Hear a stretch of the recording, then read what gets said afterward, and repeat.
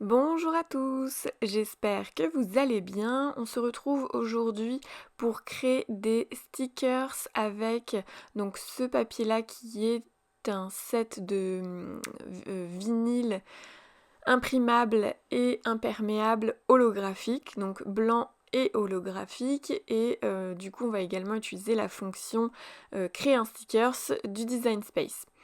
Alors ce papier là, donc qui est du vinyle imprimable, c'est pour les imprimantes à jet d'encre, donc si vous avez une imprimante laser, ça ne fonctionne pas.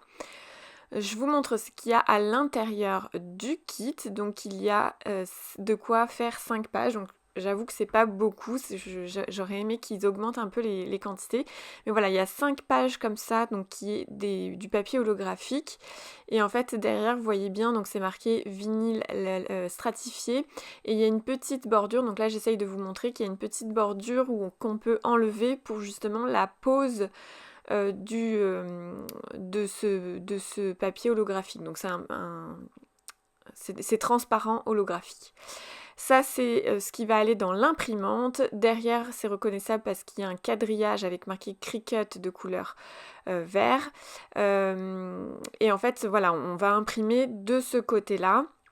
Ça a un petit côté vinyle plastique, de toute façon c'est ça, et c'est ce qui permet justement que, voilà, grâce en plus l'holographique qui va aller dessus, c'est ce qui va permettre que ce soit un petit peu imperméable.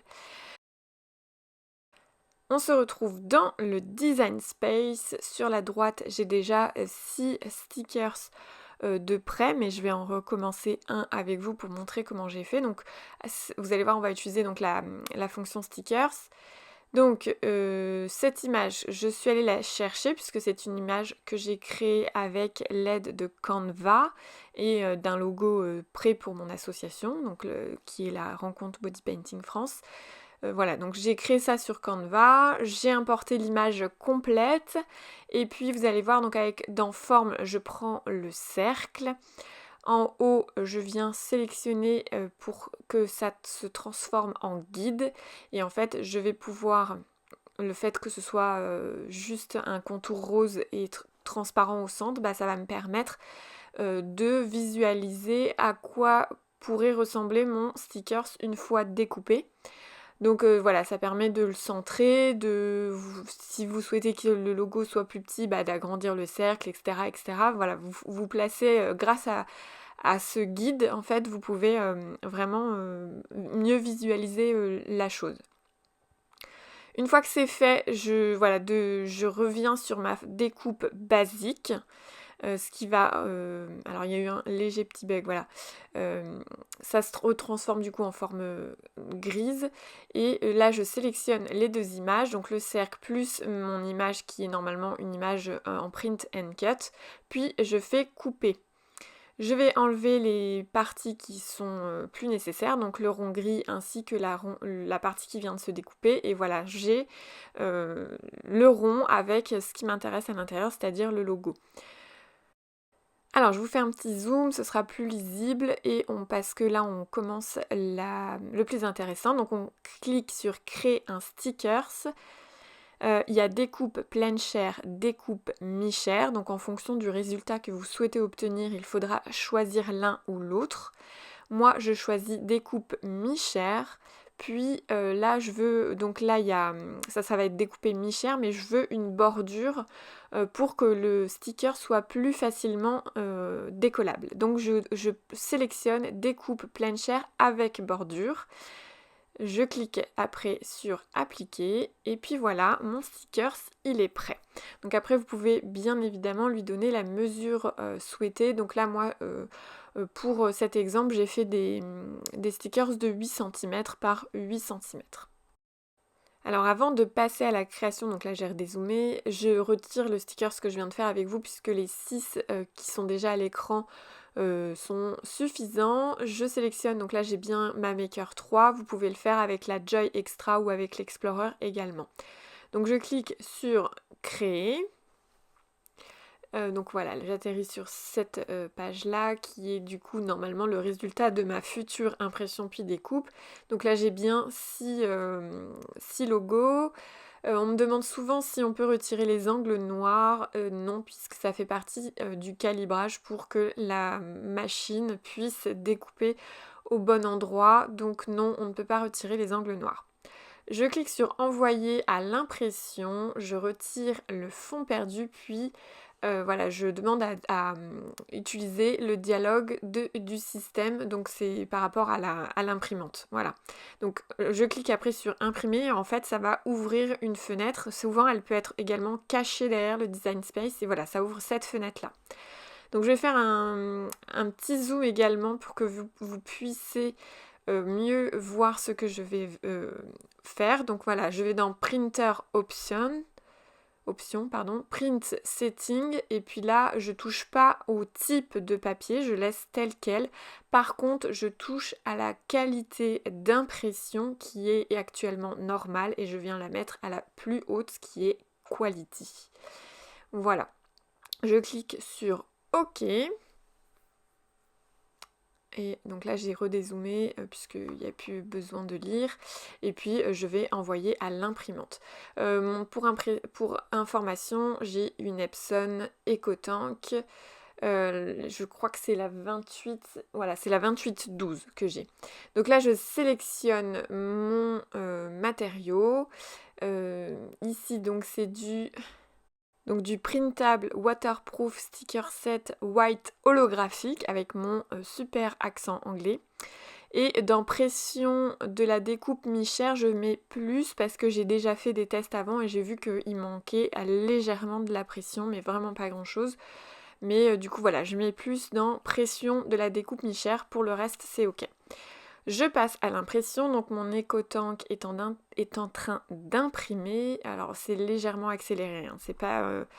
C'est pas une impression en temps réel parce que c'est un petit peu plus long justement puisque j'ai sélectionné haute qualité on va dire dans l'impression et du coup normalement ça imprime plus lentement. Voici le résultat de mon impression, donc je vous montre d'un petit peu plus près la qualité d'impression, donc j'espère que vous voyez assez bien. En tout cas moi j'en suis très satisfaite, il n'y a pas de trait au niveau de l'impression, on voit bien que voilà, la qualité est plutôt bonne, hein, clairement. Oui, surtout faites attention à comment sont placés les angles noirs. Si votre feuille a été mal prise dans l'imprimante et qu'elles sont tordues par rapport à votre feuille, ça risque de gêner le calibrage et de vous donner un mauvais print and cut. Voilà, donc faites bien attention. On va passer du coup à l'holographique. Je vais enlever du coup la bande donc, qui est signalée avec la flèche. On enlève cette petite bande qui va nous aider à placer. On voit déjà un petit peu l'holographique. Et en fait, je vais d'abord me placer vers le bas. Donc voilà, et justement parce que ça ne colle pas à cet endroit-là et que c'est facile de réajuster si besoin. Je viens et j'abaisse vraiment tout doucement ma feuille, tout doucement, jusqu'à commencer à placer au niveau du haut, et puis j'appuie bien, je chasse les bulles, et une fois que le haut de ma feuille est bien collé, là je me munis soit d'une règle. Donc moi j'ai cette règle là qui est très pratique parce qu'il y a un petit truc pour la tenir, mais sinon vous avez également le racloir XL de Cricut, ça le fait très bien aussi. Alors après on vient tout doucement, on commence à soulever cette partie-là qui est tout en bas donc de la bande qui est déjà collée. Et puis soit avec le racloir, soit avec la règle. Moi je préfère la règle. Eh bien on vient tout doucement racler et faire en sorte qu'il n'y ait pas trop de bulles qui se forment, voire zéro, c'est l'idéal. Alors mes premières fois j'en ai fait quelques-unes mais j'ai réussi à les chasser bien comme il faut. Là j'avoue que je suis un petit peu entraînée on va dire et j'ai réussi, maintenant j'arrive à ne plus en faire du tout. Donc voilà, tout est bien collé. Au cas où vous pouvez bien évidemment faire comme je suis en train de faire avec le racloir et chasser des bulles si besoin. Là j'ai essayé de vous montrer mais je crois que ça se voit pas plus que ça, mais en fait il n'y avait pas de bulles, hein. Voilà, j'essaye de vous montrer, mais voilà. C'est pas évident avec la lumière, les reflets, etc.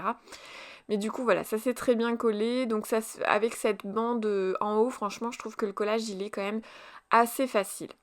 Donc là je le place sur mon tapis vert. Moi je préfère le tapis... Enfin c'est mieux le tapis vert parce que ça reste du vinyle imprimable et du coup c'est pas... Voilà, je pense que le tapis bleu ne collerait pas assez pour ce type de matériau. J'avoue que j'ai pas du tout regardé s'il y avait un tapis conseillé ou pas. Je l'ai fait un peu à l'instinct, on va dire. Voilà, avec mon rouleau, je chasse encore une fois les bulles qui peuvent se mettre entre le tapis et mon matériau. C'est toujours pratique ce rouleau. Moi, depuis que je l'ai acheté, je regrette toujours pas mon achat.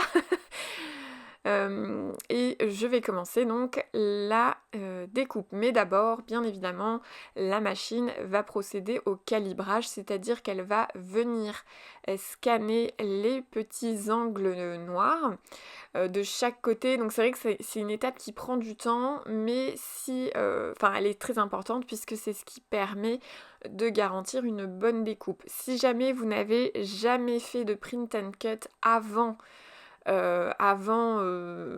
voilà, c'est la première fois que vous faites ça. Surtout, avant de commencer, il faut faire un calibrage de votre impression, donc du print and cut. Donc ça, c'est dans les réglages de la machine, dans le logiciel. J'ai une vidéo spéciale à ce sujet, donc voilà, je vous mettrai le lien en barre d'infos puis en fin de vidéo. Mais surtout, faites bien ce calibrage. Actuellement, la machine, elle découpe... En fait, elle va découper en 2 fois, c'est-à-dire qu'elle va d'abord faire la découpe mi-chair, puis elle va faire la découpe en pleine chair. Voilà. Et une fois que ça c'est fait, eh bien, tout est prêt. Là, tout est prêt, j'ai retiré mon tapis de ma machine et je vais vous montrer. Donc là, rien qu'avec les reflets, on voit bien qu'il y a 2 découpes de fait. Donc il y a ma bordure et puis le stickers. En décollant, donc c'est tout à fait donc normal, c'est le résultat que je souhaitais obtenir. Je voulais des ronds avec une bordure. Je vais retirer tous les tous les stickers du tapis. Et donc là, je vous montre que je suis en train de retirer donc la petite bordure puisque c'est le résultat que je souhaitais obtenir. Comme ça, mon sticker sera plus facilement décollable du papier puisqu'il y aura une petite bordure autour. Voilà, je trouve que le rendu du coup fait assez professionnel, il est super sympa, avec le côté holographique en plus c'est encore plus sympa. Donc voilà, cette nouvelle fonctionnalité du sticker, pour le sticker, donc je ne l'ai pas testé tout de suite quand elle est arrivée, mais du coup voilà, je suis ravie de l'avoir testé avec vous. Si vous ne l'avez pas fait, je vous encourage à le faire. Parce que franchement c'est un rendu super sympa et voilà, donc c'est encore une fois une super fonctionnalité du Design Space. Alors là j'ai voulu vous montrer le résultat avec la lumière naturelle, donc là j'ai fait juste en face d'une fenêtre et en fait l'holographique se voit pas très bien. Donc grosse déception, donc je suis retournée du coup dans mon atelier avec la lumière artificielle et au final là l'holographique se voit un petit peu mieux quand même. Voilà, mais en tout cas, je pense que durant la vidéo, vous l'avez vu de nombreuses fois. Je vous mettrai le lien du papier autocollant en commentaire épinglé parce que j'arrive jamais à le mettre en description, mes liens fonctionnent pas. Voilà, je vous dis à très bientôt dans une prochaine vidéo.